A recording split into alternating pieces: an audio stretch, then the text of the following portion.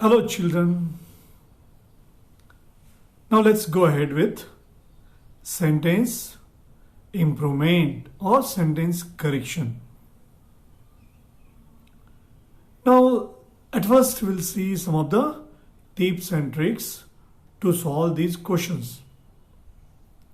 Now one of the most scoring as well as tricky part of verbal ability section is sentence correction or sentence improvement. Now here, what is the importance of sentence improvement questions? Actually, it checks your grammar skills, your grammatical ability. So in other words, you need to identify whether the sentence is grammatically correct or a part of it needs to be replaced. Remember that sentence improvement or spotting the errors, they are similar kind of questions. But in the case of sentence improvement, sometimes you have to find out whether you can find out another appropriate phrase for that. So it's not merely correction, but sometimes you have to improve upon that particular phrase. So what do you need to know for that? A few fundamental rules of grammar and correct usage of words. In such questions, you may find a part of the whole sentence in bold or underline, and you are expected to find the correct phrase to replace it. Basically, you need to figure out the grammatical error in that particular part of a sentence. Most of the times, you will find that one of the options repeats the same phrase while the rest rewrite it in different ways. So it's for you to decide whether the given phrase is correct or not. We all have learned the basic grammar rules in our school days. Now let's discuss some important rules and errors so as to tackle questions based on sentence correction. See, already you know the basic rules of grammar. But now you are going to study the advanced grammar. Here you have to concentrate on some of those rules which quite often appear in the examination. Subject-verb agreement. Quite often you will find the questions on this subject-verb agreement. Subject has to agree with the verb. If subject is singular, the verb has to be singular. If the subject is plural, the verb has to be plural. Then you have to find out what is the real subject in the sentence. Because the verb will agree only with the real subject. As the name says itself, the verb used in the sentence should be in accordance with the subject. So sometimes it will be very confusing. Both should be either plural or singular at the same time. The girl was reading. The girls were reading. Very simple one. The girl, singular. Therefore the verb was. The girls, plural. Therefore the verb were. Now let's recall some of the essential rules. Now in case of collective nouns like police, army, herd, the verb used is singular. You are referring to the collection. But even then you are using singular verb. Similarly for subjects connected by and, plural verbs are used. But not necessarily all the time. That we'll see. Though we use and, singular verb is used. If the sentence begins with each, anyone, everyone, a singular verb is used. For the sentences that contain either or, neither nor pairs, the verb used will be singular. If both the subjects are singular. In case one or both the subjects are plural, the plural verb is used. Often there arises confusion between the usage of I and me. Remember, I is subjective form, whereas me is objective form. But quite often we use me when we are supposed to use I. That is very confusing. Let's see the following examples. Mary and I joined the sports club. Here Mary and I are the subjects of the sentence. Remember, what comes before the verb, that is subject. What comes after the verb, that is object. One clue I have given to you now. John took Mary and me to the sports club. Here Mary and me are the objects. So to, that is a verb, and after verb what is followed is me.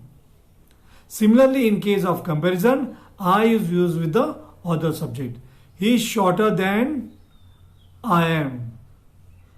Another important thing to identify here is the correct usage of pronouns as per the subject and object. In some cases, long sentences are given without the required verb. That calls for an answer option with the required missing verb. Now repetition. Sometimes there is a redundancy in the sentence. In other words, the same thing is written twice in a single statement. Most of the times you can spot such errors easily. I returned back from Goa. That's incorrect. I came back from Goa. And if you say I returned, it's okay. You can say I returned from Goa. That's correct. But you need not use back there. You can say come back. Okay, I came back from Goa. That's fine. But you can't use with return back there. So that's incorrect. So that's called redundancy. When already returned, it is understood, then there is no point in using back there. So you should write I came back, or you can say I returned from Goa. Now error in modifiers. As you can guess from the name itself, modifiers modify the subject. So where do you think should the modifiers be placed? Yes, they need to be placed next to the subject it modifies. Example, sitting in the garden, a scorpion stung her. Here you can't figure out who is sitting in the garden. The scorpion or the girl. This is an incorrect way. So it will not give the correct meaning. The correct way would be sitting in the garden, she was stung by a scorpion. Now parallelism. What exactly can be parallelism in sentence? When it relates to the structure of the sentence. Putting it other ways. The different phrases or words performing the same function should be used in the same format. Sonia likes to dance, sing and cook. Sonia likes dancing, singing and cooking. Sonia likes to dance, sing and cooking. That's wrong. Either say to dance or you use dancing. So you have to use similar kind of phrases there. Error in diction. A diction error refers to the error in choice of words. So diction is choice of words or phrases. At other times, even some idioms occur in sentences in an incorrect way. Common pair of words and phrases where you may face diction error are affect versus effect. The effect of the decision. Affect the outcome. Adapt versus adopt. Argue against versus argue with. Later versus latter. Lay versus lie. Few versus less. So in the sentences we'll see all these.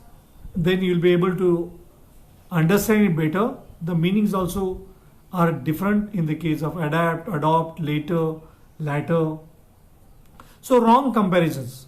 Sometimes the comparisons are made between dissimilar things or in an incorrect way. Example, John is wiser than all men. Wrong. John is wiser than all other men. Correct way. John needs to be excluded from the rest of the same category. In the above example, comparative degree is used. But in case of superlative degree, the person or thing compared is included in the rest of the class. For example, John is the strongest of all men. Strongest of. The strongest of all men. So now you are aware of the errors that may occur in questions based on sentence correction. The next step should be to devise a strategy to answer these questions in an accurate and timely manner.